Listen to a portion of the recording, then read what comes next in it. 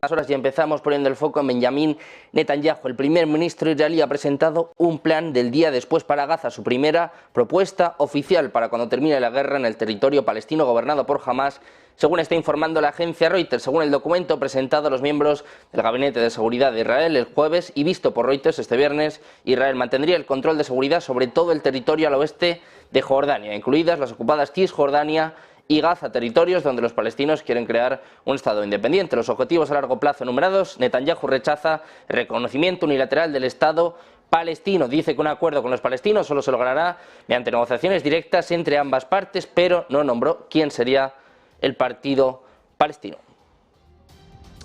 De esta cuestión se está hablando precisamente en el G20. Los ministros de Exteriores del Grupo de Naciones G20 reunidos en Brasil se han mostrado casi unánimes en su apoyo a una solución de dos estados como único camino hacia la paz en el conflicto palestino-israelí. El ministro brasileño Mauro Vieira, anfitrión de esta cita, ha señalado al final de la reunión de 2 días que todos los miembros del grupo de las economías más grandes del mundo resaltan sus preocupaciones sobre la guerra en Gaza y el peligro de que el conflicto se extienda en Oriente Medio. Hubo llamados a un alto el fuego y acceso a Gaza para ayuda humanitaria, mientras muchos países criticaron la ofensiva militar de Israel en Rafah. Benjamín Netanyahu y su gobierno de coalición rechazan en gran medida el establecimiento de un Estado palestino. Aún así, Washington, principal aliado de Israel, sostiene que la solución de dos estados es la única manera factible de traer una paz duradera a la región, pero eso sí, luego ha rechazado los llamados de algunos países, incluidos Brasil, para un alto el fuego inmediato.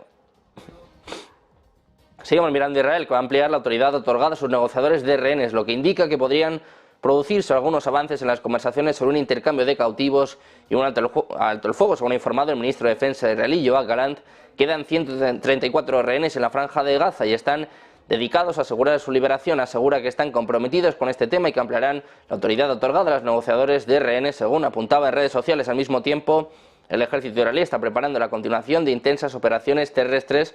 Anteriormente, el propio Galán, de hecho, se reunió con el coordinador de Oriente Medio de la Casa Blanca, Brett McGurk, quien también se reunirá con el primer ministro israelí Benjamín Netanyahu. Miramos ahora al presidente estadounidense Joe Biden. Ha criticado este viernes a Hamás. Dijo que no representa al pueblo palestino. Decía Biden: no mandaré con rodeos, la abrumadora mayoría de los palestinos no son Hamás y Hamás no representa al pueblo palestino. Es lo que ha escrito en X. Decía además: de hecho, ellos también están sufriendo como resultado del terrorismo de Hamás. Decía Biden: necesitamos tener los ojos claros sobre esa realidad. Pendientes también de los hutíes de Yemen, se atribuyeron este jueves la responsabilidad de un ataque contra un buque de carga de propiedad británica y un ataque con drones contra un destructor estadounidense. Apuntaron al puerto y a la ciudad turística de Eilat en Israel con misiles balísticos y drones. La reivindicación llegaba en X tras desatarse la preocupación de nuevo en el comercio mundial al conocer que los milicianos están intensificando los ataques contra barcos en el Mar Rojo, incluso con nuevas armas submarinas para reflejar las operaciones militares de Israel en la franja de Gaza. Miramos también a Irán, y es que la administración Biden ha advertido este jueves sobre una respuesta rápida y severa de la comunidad internacional si Irán continúa con posibles transferencias de misiles balísticos a Rusia. La declaración se produjo un día después de que Reuters informara que Teherán ya había suministrado a Moscú 400 misiles Fateh-110. El portavoz del Consejo de Seguridad Nacional, John Kirby, dijo que Washington ha estado vigilando de cerca la cuestión, pero no ha surgido ninguna evidencia de que se hayan enviado misiles desde Irán a Rusia. Aún así, reconoció que la administración Biden no tiene motivos para creer que no cumplirán, pero advertía, decía: si Irán continúa con este suministro de misiles balísticos, puedo asegurarles que la respuesta de la comunidad internacional será rápida y severa.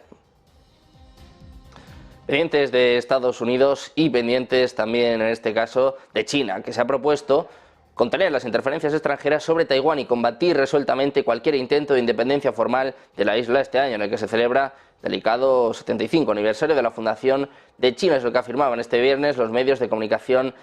China considera a Taiwán, gobernado democráticamente, como su propio territorio, ignorando las objeciones de la administración de Taipei, y ha intensificado la presión política y militar para hacer valer esas pretensiones. El mes pasado, Taiwán eligió como presidente al actual vicepresidente Lai Ching-te, a quien Pekín ha calificado de peligroso separatista. Lai, quien asumirá el cargo en mayo, ha ofrecido en repetidas ocasiones mantener conversaciones con China, pero ha sido rechazado. La agencia oficial de noticias china Xinhua ha informado de que el cuarto dirigente del partido en el poder, Wang Hunin, celebró una reunión de 2 días sobre los proyectos de este año relacionados con Taiwán, que ha concluido este mismo viernes. Un día más también ponemos el foco en España, en los tractores movilizados por integrantes de la plataforma 6F de agricultores navarros y turolenses que reclaman mejoras en el sector y han vuelto este viernes a las calles de Pamplona y Teruel, provocando retenciones en ambos centros de respectivas ciudades. Esta jornada de protestas será un preludio de lo que volverá a pasar en Madrid el próximo lunes, donde las organizaciones agrarias Asaja, COAG y UPA han anunciado una tractorada con cientos de vehículos y miles de agricultores y ganaderos para concentrarse en el Ministerio de Agricultura, Pesca y Alimentación, a la sede de la oficina de la Comisión Europea, como ya ocurrió el pasado martes. Miramos también, desgraciadamente, hoy a Valencia. Como saben, al menos ha habido 4 muertos, 19 desaparecidos y 14 heridos en el peor incendio de la historia de Valencia. Los bomberos siguen trabajando para encontrar víctimas, pero se teme que no encuentren a ninguna con vida. Aunque las cifras son provisionales y cambiantes, se estima que el número de desalojados es superior a los 150 que han sido realojados en hoteles de la ciudad. Miramos ahora a Estados Unidos. Una nave espacial construida y pilotada por la empresa Intuitive Machines, con sede en Texas, aterrizó cerca del polo sur de la Luna este jueves, el primer aterrizaje estadounidense en la superficie lunar en más de medio siglo y el primero logrado por el sector privado. La NASA, con varios instrumentos de investigación a bordo del vehículo, elogió el aterrizaje como un logro importante en su objetivo de enviar un escuadrón de naves espaciales comerciales en misiones de exploración científica a la Luna antes del regreso planificado de astronautas allí a finales de esta década, pero los problemas de comunicación iniciales tras el aterrizaje del jueves plantearon dudas sobre si el vehículo pudo haber quedado dañado o obstruido de alguna manera. El robot de aterrizaje de 6 patas no tripulado apodado Odysseus aterrizó cerca de las 6:23 p.m, según dijeron la compañía y comentaristas de la NASA en una transmisión web conjunta del aterrizaje desde el Centro de Operaciones de Misión en Houston. El aterrizaje culminó una aproximación final y un descenso emocionantes en los que surgió un problema con el sistema de navegación autónomo de la nave espacial que requirió que los ingenieros en tierra emplearan una solución alternativa no probada en la hora 11. Miramos ahora a Ucrania. Este sábado, 24 de febrero, se cumplirá el segundo aniversario de la guerra de Rusia en Ucrania. De cara a este hito, el G7 pedirá a Rusia que retire completamente e incondicionalmente sus fuerzas militares de Ucrania y se comprometerá a no reconocer nunca las elecciones que Rusia celebre ahora o en el futuro en territorios ocupados. Es lo que apunta un borrador de declaración al que tuvo acceso Bloomberg. Está previsto que los líderes del G7 mantengan una llamada con el presidente Volodymyr Zelensky este 24 de febrero, cuando se cumplen 2 años de este conflicto. La guerra volverá a ocupar un lugar destacado en la agenda del G7 este año. Además, Italia ocupará la presidencia del grupo antes de una cumbre de líderes en junio. Los aliados de Kiev se comprometerán a aumentar su asistencia militar, así como su capacidad para producir y entregar armas, justo cuando Ucrania enfrenta una escasez de artillería y la perspectiva de un estancamiento prolongado en el frente. Kiev, además, también enfrenta incertidumbre en torno al apoyo de su aliado más importante, el apoyo de Estados Unidos. Miramos ahora a Rusia. Es que dice que Estados Unidos volverá a elevar su respuesta y tratará de incrementar la presión sobre Rusia a partir de hoy por su guerra en Ucrania. Impondrá sanciones a más de 500 objetivos este viernes en una acción que marca el segundo aniversario del conflicto, según ha confirmado el subsecretario del Tesoro de Estados Unidos, Walid Deyem, en una entrevista. La acción, tomada en asociación con otros países, tendrá como objetivo el complejo industrial militar de Rusia y las empresas en terceros países que facilitan el acceso de Rusia a los bienes que desean, mientras Washington busca hacer que Rusia rinde cuentas por la guerra y la muerte del líder de la oposición, Alexei Navalny. Las nuevas sanciones se producen mientras Estados Unidos y sus aliados buscan mantener la presión sobre Rusia, a pesar de las dudas sobre si el Congreso aprobará asistencia de seguridad adicional para Kiev. Nos fijamos ahora en la OTAN. En el holandés Mark Rutte es el único candidato que ha presentado oficialmente ante los países aliados su intención de convertirse en el próximo secretario general de la OTAN. El primer ministro de Países Bajos, que dimitió en julio pasado tras una crisis de gobierno desatada por la política migratoria, decidió no presentarse a la reelección en los comicios de noviembre, en los que ganó, en este caso Wilders, hace meses, que empezó a mover ficha para sustituir al noruego Jens Stoltenberg, y sus posibilidades son muy grandes, particularmente tras asegurarse el apoyo de todos los grandes: Estados Unidos, Reino Unido, Alemania y Francia. Este jueves, el portavoz del Consejo de Seguridad Nacional estadounidense, John Kirby, confirmó públicamente que Estados Unidos, primera potencia militar de la OTAN, había trasladado con claridad al resto de aliados que considera que el primer ministro holandés será un excelente secretario general, un aval vital en una organización en la que nada se mueve sin el consentimiento de Washington. Decía Kirby, cuenta con el apoyo de los grandes y está ganando un significativo número de apoyos. Hace semanas ya reconocían esto fuentes aliadas sobre el que por entonces era un apoyo oficioso. Seguimos mirando a la OTAN, en este caso una advertencia por parte de Alemania. Dice que las tropas de Vladimir Putin serían derrotadas por la OTAN si se atreviera a lanzar un ataque en el flanco oriental de Europa. Es lo que ha afirmado el jefe de las Fuerzas Armadas alemanas. En una entrevista con The Telegraph, el general Carsten Breuer, jefe de la defensa de la Bundeswehr, dijo que no tenía dudas de que Alemania y otras fuerzas de la OTAN estacionadas en el este podrían repeler a los soldados rusos si invadieran los estados bálticos vecinos. También dijo que no esperaba que Putin recurriera al uso de armas nucleares en las próximas etapas de la guerra de Ucrania, pero llamó a los ejércitos británicos y alemán a tener confianza el uno en el otro durante los difíciles años venideros, citando al mariscal de campo Montgomery. Seguimos mirando al conflicto en Ucrania y ahora miramos a comentarios por parte de Vladimir Putin, comentarios a la cadena estatal de televisión rusa, en los que ayer calificó las declaraciones de su colega estadounidense, de Joe Biden, que le llamó, como sabes, le calificó con graves insultos. Decía Putin que es una reacción completamente apropiada a sus señalamientos previos acerca de que Rusia preferiría que Biden fuera reelegido al ser un político más experimentado y predecible que Donald Trump. Decía Putin, como no puede decirme muy bien, buen trabajo, muchas gracias, me ayudaste mucho, entendemos lo que está ocurriendo allá desde un punto de vista de política interna y esta reacción es completamente apropiada, lo que quiere decir que yo estaba en lo correcto. En Washington, la Casa Blanca justificó ayer mismo los polémicos comentarios de Biden sobre Putin. El portavoz del Consejo de Seguridad Nacional, John Kirby, explicó que Biden usó palabras llanas y directas para referirse a Putin porque dice que es de esa manera en la que Estados Unidos debe ver la amenaza que representa Rusia. Dice Kirby, es así como debemos abordar la amenaza de forma clara, directa y transparente. Pendientes de más noticias, de más actualidad, más reacciones por parte de Rusia después de los insultos de Joe Biden. Una pausa, 2 minutos y enseguida se lo contamos en Negocios Televisión.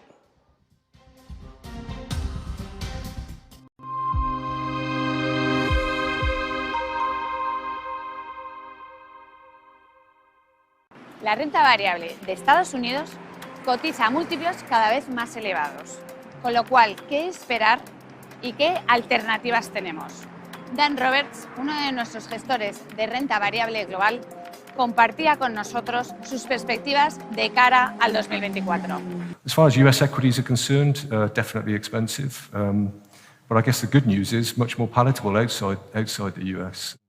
Pero entonces, ¿dónde están las oportunidades? Ponía encima de la mesa una serie de ejemplos que no podemos dejar de mirar. There are pockets of the equity market where earnings are near a trough. Semiconductors would be one. Auto insurance would be another, pulp and paper.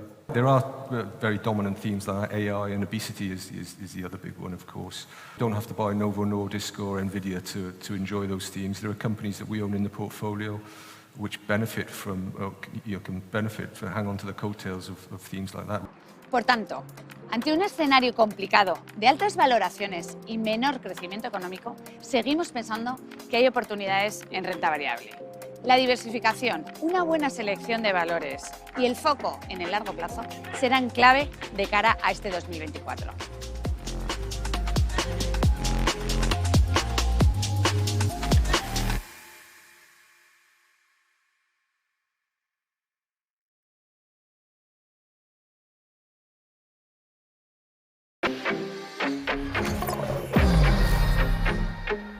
¿Quieres invertir en bolsa? Déjame enseñarte algo. Él es Guille, compra acciones de empresas de videojuegos. Y él es Javier, invierte en acciones del mundo del motor. Y ella es... ¿Pero cuál es la comisión? 0 comisión. Abre tu cuenta de cliente totalmente online e invierte en acciones y fondos cotizados sin comisiones hasta 100.000 euros al mes. ¿Y tú? ¿En qué vas a invertir?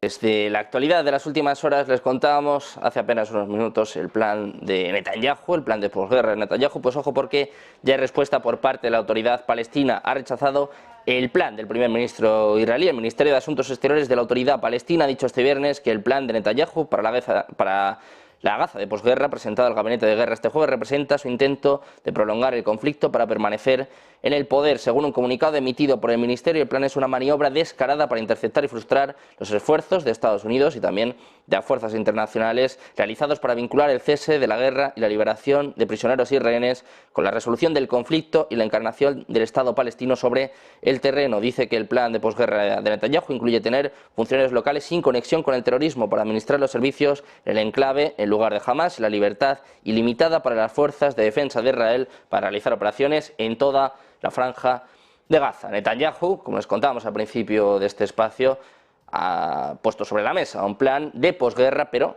la autoridad palestina ya lo ha rechazado, pendientes de lo que sigue aconteciendo en Oriente Medio y pendientes también de la reacción de Rusia a los comentarios de Joe Biden. Les decíamos hace apenas unos minutos que a Putin parecía no molestarle mucho, más bien se reía de los comentarios del propio Biden, pero no todos en Rusia están de acuerdo. Por ejemplo, en este caso, Antonov dice que las palabras de Biden no pueden resolverse con una simple disculpa. Es lo que ha dicho el embajador ruso en Estados Unidos. Anatoly Antonov dijo que es poco probable que la situación actual se resuelva con simples disculpas y que las autoridades estadounidenses no aceptarán hacerlo. Dice, estrictamente hablando, no esperamos una respuesta adecuada. A medida que nos acercamos a las elecciones de noviembre en Estados Unidos, este tipo de escapadas se están volviendo rutinarias. Antonov acusó al presidente estadounidense de seguir destruyendo los restos del legado positivo de las relaciones ruso-estadounidenses.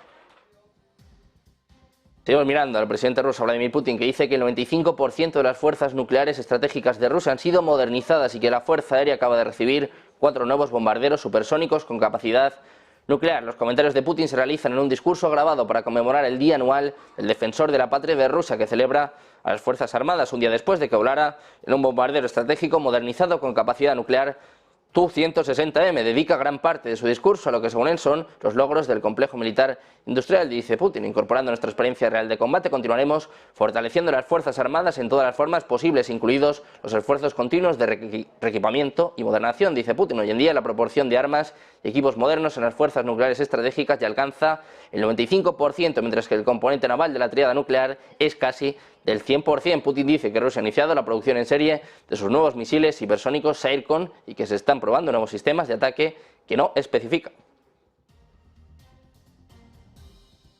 Nos fijamos ahora en Zelensky. Dice que Donald Trump no puede resolver el problema de la guerra en Ucrania mientras repetía llamamientos para que el presidente le visite en la línea del frente. El presidente ucraniano ha dicho a Fox News que no puede entender cómo Trump podría poner fin a la guerra en 24 horas. Añadió que Trump no puede resolver esta tragedia con el mismo. Zelensky añadió que después de una visita al frente verá lo que está pasando y que después de eso cree que cambiará de opinión. El sábado dijo en la conferencia de seguridad de Múnich que estaba listo para llevar a Trump al frente en Ucrania, diciendo que los responsables políticos deberían ver lo que implica una guerra real. Por su parte, las autoridades ucranianas han indicado este viernes que el país podría tardar hasta 10 años en ser reconstruido por completo después de los daños debido a los ataques perpetrados por las tropas rusas desde que comenzó el conflicto hace ya 2 años. El viceprimer ministro ucraniano Alexander Kubrakov ha señalado que los destrozos más urgentes se podrían reparar en cuestión de 2 o 3 años, pero ha afirmado que en total estas tareas podrían requerir entre 5 y 10. Kubrakov ha alertado de que los daños por la guerra ya suben a los 541.000 millones de dólares y ha destacado que la ayuda prestada por ahora por los aliados permite que miles de refugiados ucranianos puedan regresar al país. Seguimos mirando a Ucrania. En una entrevista exclusiva, el general Budanov dijo que las naciones occidentales están brindando un apoyo de inteligencia invaluable al localizar los sitios de lanzamiento de misiles rusos disparados contra Ucrania. El jefe de espías, cuyo complejo de oficinas trabaja en penumbra, ya que todas las ventanas están bloqueadas con sacos de arena y tiene, en este caso, bueno, pues desde luego, alguna que otra experiencia más. También dijo que las agencias especiales de países occidentales están ayudando a localizar a los espías rusos buscando las armas suministradas por la OTAN y otros países. Le preguntaron sobre ataques partidistas dentro de Rusia. El general Budanov, que ha sobrevivido a 10 intentos de asesinato conocidos, dijo que está claro que durante la guerra la inteligencia es responsable no solo de recopilar datos, sino también de realizar operaciones especiales. Miramos ahora a Argentina. Después del duro revés parlamentario que sufrió la iniciativa legislativa, el gobierno pone todas sus fichas en la validación del decreto de necesidad y urgencia presidencial. Aún en minoría, tanto en diputados como en senadores, el oficialismo apuesta por los bloques dialoguistas para obtener el visto bueno en al menos una de las 2 cámaras. 2 meses después de su publicación oficial, el ambicioso decreto de necesidad y urgencia, firmado por Milei, que contiene más de 360 artículos entre derogaciones y modificaciones legales, comenzó a ser discutido en el Congreso tras la conformación de la Comisión Bicameral Permanente de Trámite Legislativo, integrada por 8 diputados y 8 senadores de distintas fuerzas partidarias. El oficialismo cuenta con una ventaja para ser refrendado, y es que el DNU deberá ser apoyado por mayoría simple por apenas una de las 2 cámaras. Solamente será derogado si los diputados y senadores lo rechazan.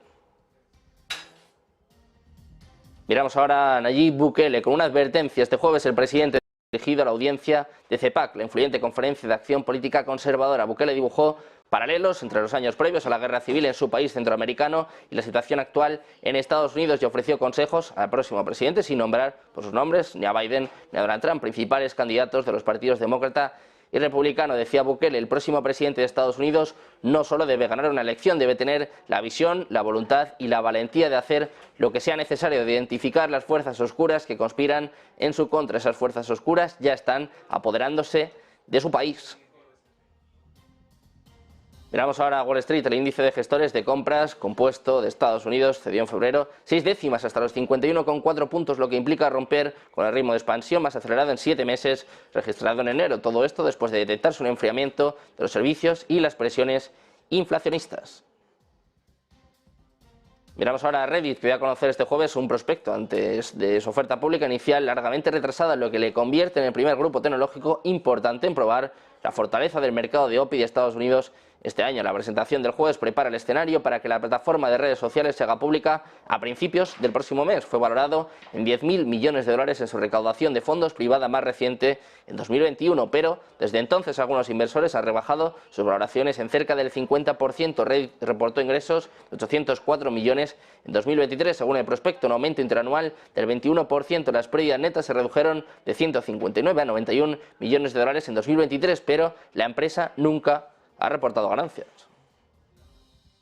Miramos ahora a China. La caída del valor de las viviendas, que se redujo para las unidades nuevas y existentes. China ha intensificado sus esfuerzos para apoyar a los desarrolladores. Los precios de la vivienda en China disminuyeron a un ritmo más lento en enero, tanto para las viviendas nuevas como para las ya existentes, lo que supone el primer indicio de mejora en 10 meses. Los precios de la vivienda nueva en 70 ciudades, excluidas las viviendas subvencionadas por el Estado, cayeron un 0,37% el mes pasado respecto a diciembre, cuando cayeron un 0,45%, según mostraban este viernes las cifras de la Oficina Nacional de Estadísticas. El mercado de segunda mano también mejoró, con un descenso de los precios del 0,68%.